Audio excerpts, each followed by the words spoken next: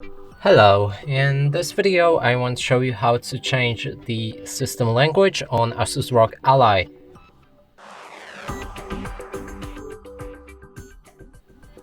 And to do this, first we'll need to open our Windows logo, then go to your settings. Inside, select time and language, here language and the region. Now you should be able to add any preferred languages with this button, and there's a list of them. Simply find yours and add it, and while doing so you'll be able to automatically set it as a default language for your system. But in case you have it like that, so you just want to change between different languages without installing them, you can change your Windows display language right here. And also when we scroll down, we can select administrative language settings, go for the formats, and in the format select this same language.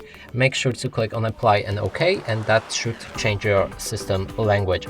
And that's it for this video. Hope you like it. Please consider subscribing to our channel, leave a like and a comment below.